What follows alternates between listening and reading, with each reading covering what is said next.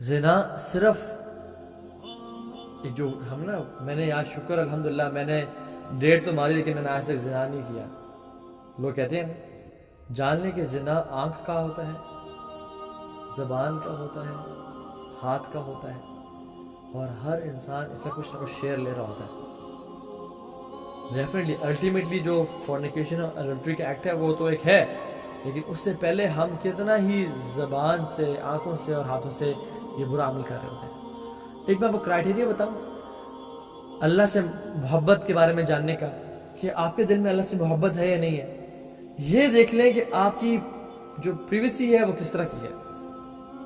How is your private life. کیا when you are in the comfort and privacy of your room and your door is locked اور آپ اکیلے بیٹھے ہوئے ہیں, کیا اللہ کا خوف اور اس کی ہیبت اور اس کا جلال اور اس کی محبت آپ کے دل پہ حاوی آتی ہے؟ Does it take precedence over your desire to sin?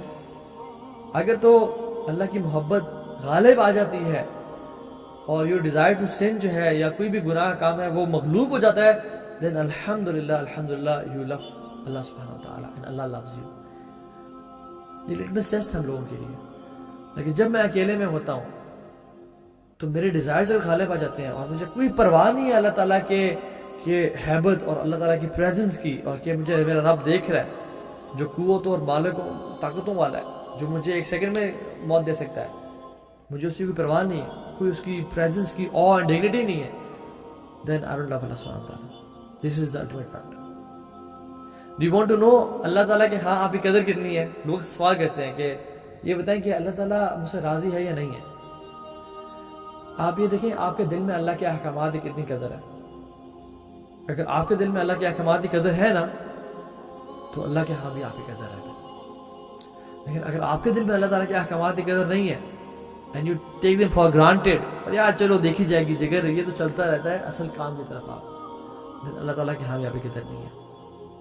بس یہ دل میں چھان لیں, یہ ٹٹول لیں کہ میرے دل میں اللہ تعالیٰ کے احکامات کی کتنی قدر. اللہ تعالیٰ کہتے ہیں نامحرم کو نہ دیکھو, میں نامحرم کو موبائل پہ دیکھتا ہوں ہی نہیں دیکھتا. اللہ تعالیٰ کہتے ہیں منہ سے گالی نہ بولو یا گناہ کا کام ماں باپ سے بدتمیزی نہ کرو. میں کتنا یہ کر رہا ہوں.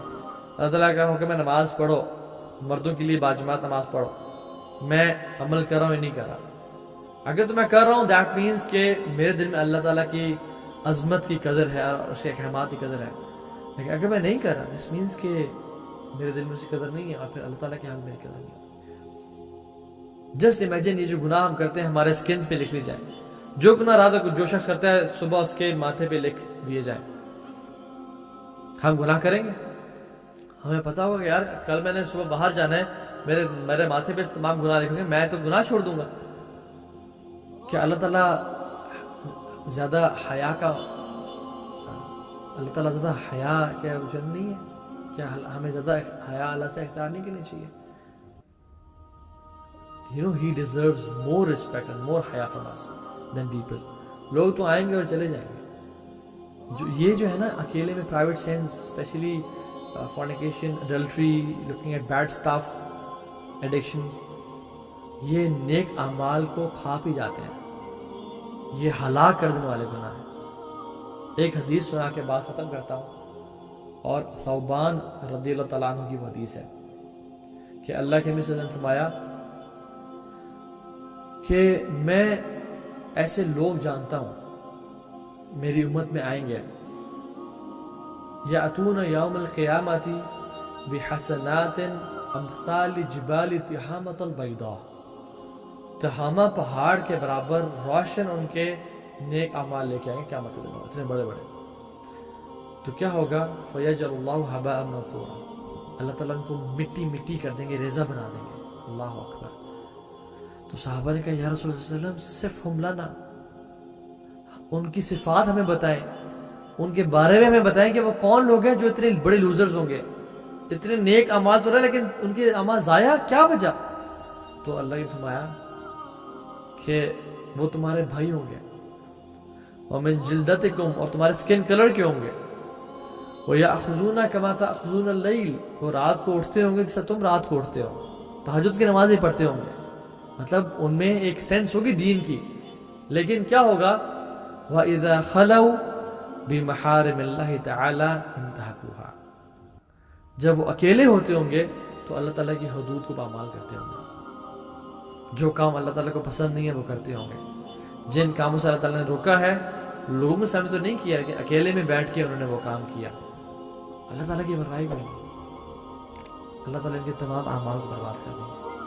تو اللہ تعالیٰ ان تمام گناہوں سے اللہ تعالیٰ ہمیں بچا لیں اور ہمیں ان لوگوں میں سے بنائے کیونکہ ہر قسم کے گناہ کو معیوب سمجھیں.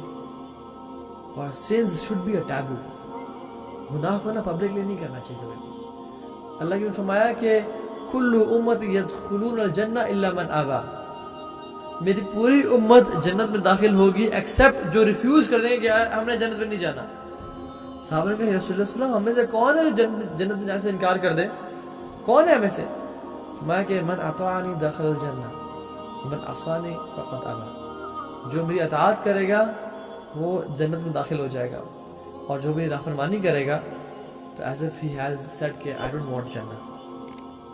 تو اللہ تعالیٰ ہمیں واقعتاً رسول اللہ صلی اللہ علیہ وسلم کی اطاعت کرنے کی توفیق دے اور ہر قسم کے گناہ سے بچنے کی توفیق دے اور کسی گناہ کو بھی حقیر نہ سمجھنے کی توفیق دے.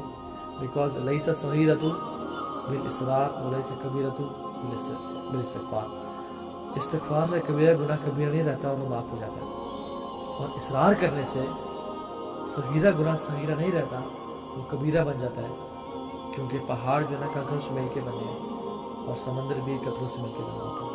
اللہ تعالیٰ ہمیں عمل کرنے کی توفیق دے. پوچھا گیا ہے زنا کے گناہ کی معافی ہے؟ بالکل, ہر گناہ کی معافی ہے. فورنیکیشن یا اڈلٹری تو کیا, شرک کی بھی معافی ہے. لیکن انسان توبہ کرے اور آنسو بہائے.